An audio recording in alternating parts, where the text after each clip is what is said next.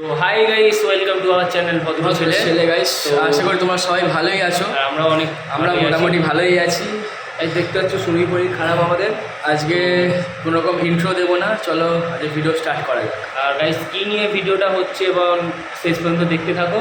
আর কে কোথা থেকে দেখছো অবশ্যই কমেন্টে জানিও। আর ভিডিওটা অবশ্যই কমেন্টে জানিও আমরা যেগুলো করছি বা কিছু বলছি সেইগুলো ঠিক বলছি কি, আর যদি কোনো রকম ভুল হয়ে থাকে তো অবশ্যই কমেন্টে জানিও। তো চলো guys, ভিডিওটা স্টার্ট করি। অবশ্যই জানো দাদাটা কে। তো এটা হচ্ছে আমাদের জ্ঞান সুজন দা। তো দাদার সাথে আমি আগে অনেক গেম টেম খেলেছি। দাদার সঙ্গে একটা খুবই খারাপ ঘটনা ঘটে গেছে, তোমরা অনেকেই জানো। দাদার 16 মিলিয়ন সাবস্ক্রাইবার, তা সত্ত্বেও দাদা এখনও পর্যন্ত কোনোরকম তার যে এত বড় যে ক্ষতিটা করে দিয়েছে, সে এখনও কোনোরকম খোলা ঘুরে বেড়াচ্ছে, কোনোরকম শাস্তি এখনও হয়নি। দাদা নিজের মুখে পুরো ঘটনাটা বলেছে, তোমরা পুরো ভিডিওটা দেখো, তারপর আমরা বলছি। नमस्कार दोस्तों, मेरा नाम है सुजन मिस्त्री। आप लोग बहुत सारे बंदे मेरे को ज्ञान गेमिंग के नाम से जानते होंगे। और 22 अप्रैल को लखनऊ में मेरा एक एक्सीडेंट हुआ था। जिस बंदे ने मुझे कार से जिसकी वजह से मेरा लेग कट गया है, तो अभी भी खुलेआम घूम रहा है, उसके लिए मुझे जस्टिस चाहिए। तो गैस मैं कलकत्ता से हूँ, मैं गया था लखनऊ से गया था नेपाल। तो वहाँ से हम कुछ यूट्यूबर लोग आ रहे थे लखनऊ की तरफ।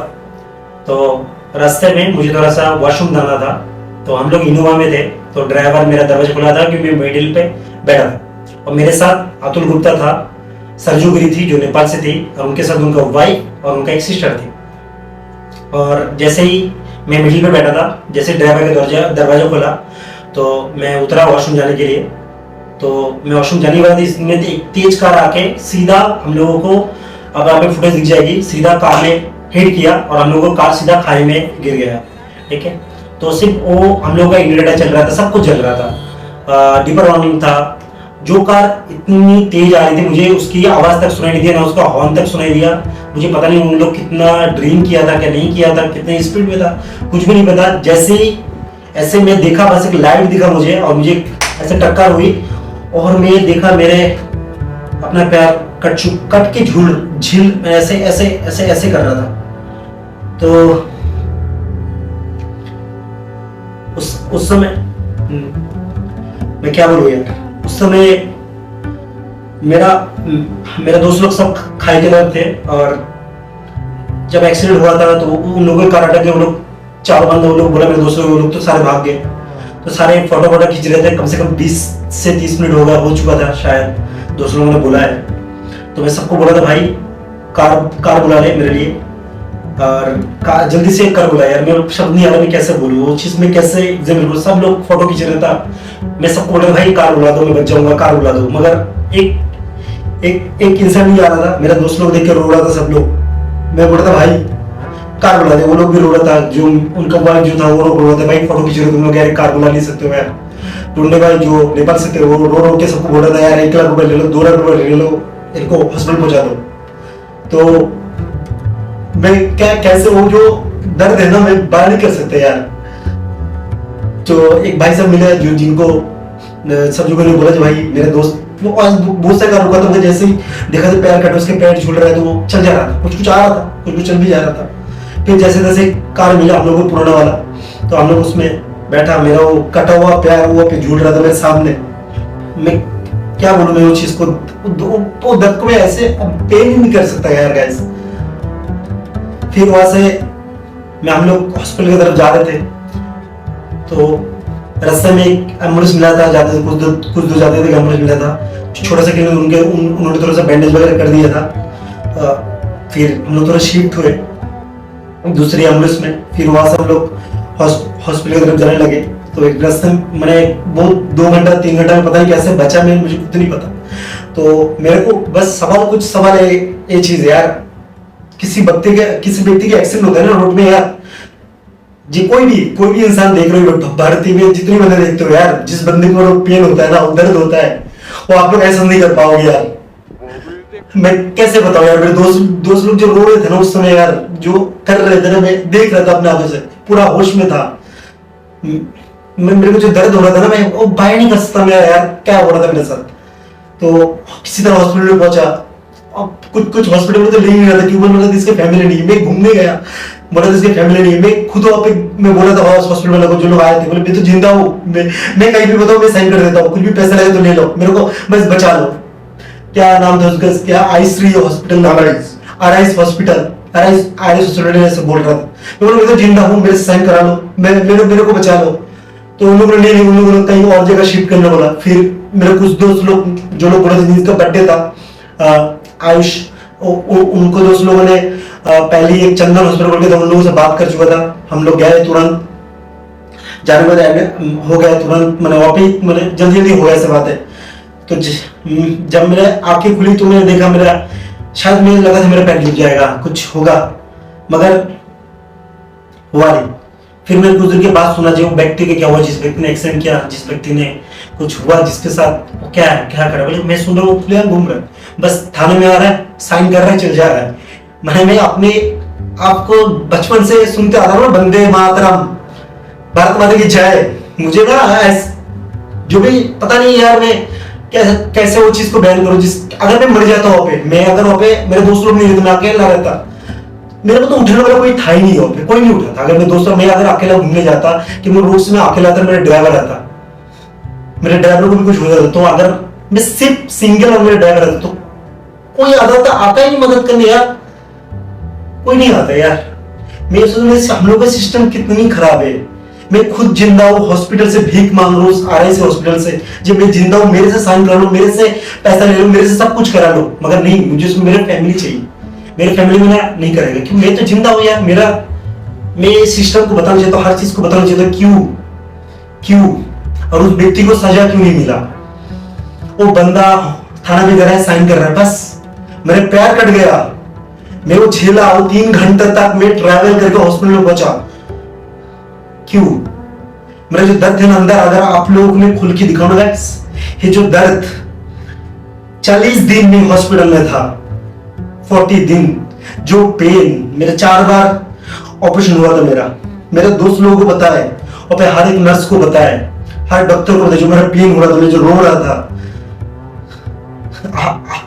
मैंने क्या बोला आप लोग यार, मैं तो सोचा नहीं था मैं बचूंगा। सबसे पहली बात यार, एक बार हुआ, सेकंड टाइम हुआ, थर्ड टाइम ऑपरेशन में रो दिया, इतनी ज्यादा स्पाइन में पेन हो रहा था मेरा। ये चीज अच्छा नहीं है सिस्टम का, कुछ भी नहीं है। अगर ऐसी बात है जो बंदा खुलेआम घूम रहा है, मेरे एक पैर कट चुका है, बंदा खुलेआम घूम रहा है, तो उस सिस्टम से मैं पूछना चाहता हूँ, सिस्टम हो, भारत सरकार हो, आई नहीं हम लोगों का। मैंने कुछ दिन पहले सुना था कोई पुणे वाले 2 बंदे को मार दिया। अगर वो लोग बच जाता, वो लोग मतलब कुछ भी बच जाता, कुछ भी करके, तो क्या होता उस बंदे का। अभी तो वो लोग मर चुका है, तो उसको क्या, उस बंदे को सजा नहीं मिल रहा, तो 17 साल के, और मेरे बंदा तो वो तो खुलियाम घूम रहा है, ऐसा कुछ हुआ नहीं उसके साथ, ऐसा मुझे सुनने को मिल रहा है। बस थाने में जा रहा है, साइन कर रहा है, खत्म। इतना देखो उसका चीज है।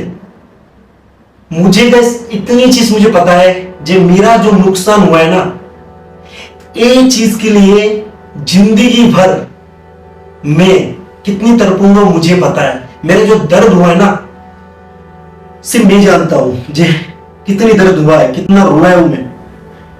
अभी फिलहाल मैं कलकत्ता में हूं, और गाइस ये मैं बता नहीं सकता, मेरे जख्म, मेरा चीज,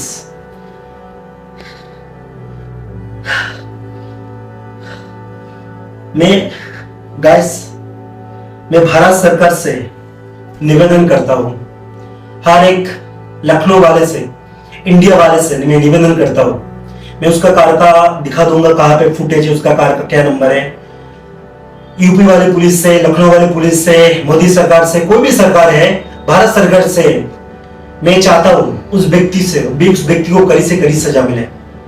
सजा तो तब भी कम है, सजा 2 साल 3 साल। अगर मैं जब मैं पड़ा था उस रोड में, मैं वही सोच रहा, उस रोड में मेरे दोस्त लोग नहीं होते, उस ड्राइवर नहीं आता मेरे को बचाने के लिए, तो क्या होता मेरे साथ,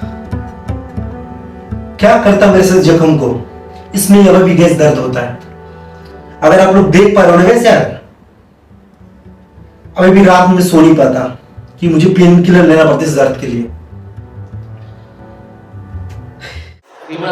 দেখলে গাইস, যে লোকটা অ্যাক্সিডেন্টটা করলো দাদার, যার জন্য দাদার পাটা হারাতে হলো, দাদাকে একটা পা নেই আজকে দাদার, সেই লোকটা গাইস খোলা ঘুরে বেড়াচ্ছে, সে শুধু থানায় আসছে আর একটা সই করছে, জাস্ট চলে যাচ্ছে। আমি সরকারের কাছে এবং প্রশাসনের কাছে অনুরোধ করব যাতে খুব তাড়াতাড়ি তাকে শাস্তি দেওয়া হয়। সে 2 মাস 3 মাস হয়তো জেল খেটে বেরিয়ে গেল বা কিছু হলো, তার জন্য তো দাদার তোর পাটা ফিরে আসবে না। তো তাকে এমনই শাস্তি দেওয়া হোক যাতে সেও বুঝুক যে সে কি একটা বড় ভুল করেছে। হ্যাঁ। যে মানুষের একটা পা হারালে, একটা হাত হারালে যে কি যন্ত্রণামূলক হয়।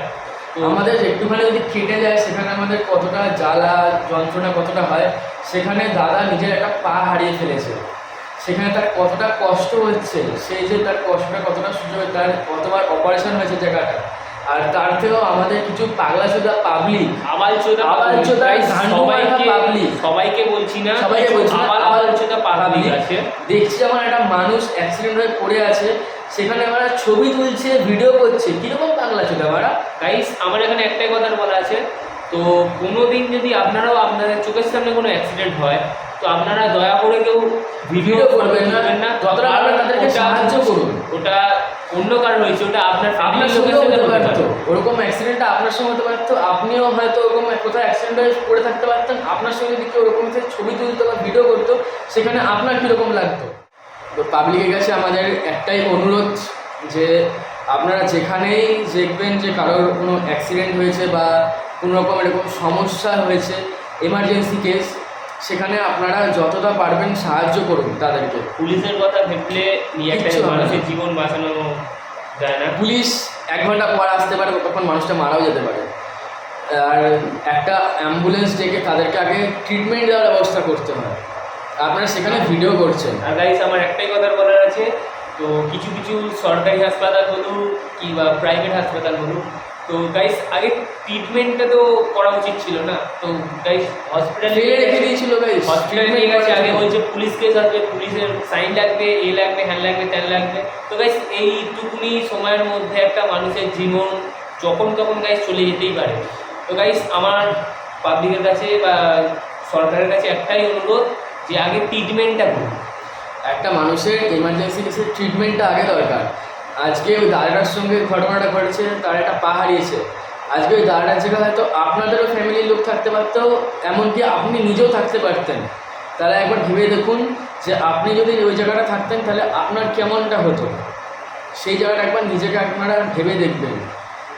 আর মেডিকেল সিস্টেম এরকম হয়ে গেছে যে কোনোরকম একটা ইমার্জেন্সি কেসে তাদেরকে আগে ট্রিটমেন্ট না দিয়ে আগে ফর্মালিটিসের নিকুচি করেছে, ফর্মালিটিসের 108। আগে ট্রিটমেন্ট দিন, মানুষের জীবনের থেকে ফর্মালিটিস বড় না। মানুষটা বেঁচে থাকলে হাজার একটা ফর্মালিটিস করতে পারবেন, মানুষ যদি বেঁচেই না থাকে তাহলে ফর্মালিটিস করে কী লাভ। আর গাইস, এই যে আজকের এখানে কালকে ওখানে যে এই রক্তদান শিবির হচ্ছে, যে কিনা যে আমি মানুষের জন্য রক্ত দিচ্ছি, হ্যান করছি, ত্যান করছি, গাইস এসব করে কী লাভ? লোক দেখি কী লাভ? লোক দেখানো যে আমি রক্তদান করলাম একটা মানুষের জীবন। আরে আপনি যখন রাস্তায় একটা মানুষ যখন অ্যাক্সিডেন্ট হচ্ছে তাকেই যদি বাঁচাতে না পারেন, তাহলে আপনি রক্তদান করে কী বাড়িটা? গাইস হচ্ছে আমাদের কিছু কিছু পাগলা চোদা আবাল চোদা পাবলিক আছে, তো গাইস যেখানে অ্যাক্সিডেন্ট হচ্ছে, কাকে খাবার দিচ্ছে, সেখানে মানে ফোন নিয়ে ঢুকিয়ে যাচ্ছে, গাইস আমি এই ভিডিও করছি, গাইস আমরা ব্লগার, আমরা এটা বুঝি যে মানুষের আগে যেখানে এমার্জেন্সিতে মানুষকে সাহায্যের হাতটা বাড়ান, আপনি নিজের মনুষ্যত্ব পরিচয় দিন, আপনি একটা পাগলাচোদার পরিচয়টা দিন না আরম্ভ করে। আপনি একটা অ্যাক্সিডেন্ট হয়েছে, মানুষ পড়ে আছে, তার পা কেটে গেছে, তার যারা সঙ্গে ছিল তাদের অ্যাক্সিডেন্ট হয়েছে, গাড়িটা একটা খায়ের ভেতরে পড়ে গেছে, তাদেরকে আগে রেস্কিউ করুন, করে তাদেরকে হসপিটালে নিয়ে যান। তার জায়গায় আপনি কী করছেন? আপনি কি ভিডিও করছেন? তাহলে আপনি কীরকম বড় পাগলাচোদা। আর গাইস আর কিছু বলার নেই, তো আমরা সরকারের কাছে একটাই অনুরোধ করি যে, এবং প্রশাসনের কাছে আমরা অনুরোধ করছি যেন যত তাড়াতাড়ি সম্ভব যেই মানুষটা এরকম অ্যাক্সিডেন্টটা করলো আর দাদাটার সঙ্গে যেন খুব তাড়াতাড়ি জাস্টিস পায়। দাদা 16 মিলিয়ন সাবস্ক্রাইবার থাকা সত্ত্বেও এখনও পর্যন্ত দাদা জাস্টিস পায়নি। সেটা কেন হলো? সরকারের এই বিষয়ে একটু দেখা উচিত যে দাদা যেন তাড়াতাড়ি জাস্টিস পায়। গাইস আর কিছু বলার নেই। তো যদি কোনো আমরা ভুল কথা বলে থাকি বা কোনো ভুল কাজ করে থাকি, তো অবশ্যই কমেন্টে জানিয়ে যে না দাদা তোমরা এই কাজটা ভুল বলেছো, এই কথাটা ভুল বলেছো। তো আর কিছু বলার নেই। যত পারো শেয়ার করো, যাতে আমাদের প্রশাসনটা একটু জেগে ওঠে এবং লিগালি সব কিছু অ্যাকশান নেওয়া হয় এবং যে অ্যাক্সিডেন্টটা করেছে সে যেন শাস্তি পায়, কড়াভাবে যেন সে শাস্তি পায়। আমরা তার শাস্তি চাই। যা কী আর বলবো গাইস, হয়তো 2-3 মাস জেল দিয়ে তো কোনো লাভ নেই, তাহলে সে সেই কষ্টটা বুঝবে না যে একটা পা হারানোর কী কষ্ট। আর গাইস ভিডিও শেষ করার আগে একটা কথা বলতে চাই যে আগে যা হয়েছে সেটা বাদ দিন, এখন মানুষের মেন্টালিটি চেঞ্জ করুন গাইস। তো কারোর অ্যাক্সিডেন্ট হচ্ছে, গিয়ে ওখানে ক্যামেরা নিয়ে দাঁড়িয়ে যাবেন না যে গাড়ি দেখুন এখানে অ্যাক্সিডেন্ট হয়েছে। ওখানে পারলে তাকে গিয়ে সাহায্য করুন, একটা অ্যাম্বুলেন্সকে ফোন করে আগে হসপিটালে নিয়ে যান। পুলিশের কথা ভুলি করেন। শাসক কী হবে না হবে দেখা যাবে, সেখানে আরও 10টা লোক থাকবে, আপনি ফেসে যাবেন এটা ভেবে করবেন না, আগে তাদেরকে সাহায্য করুন।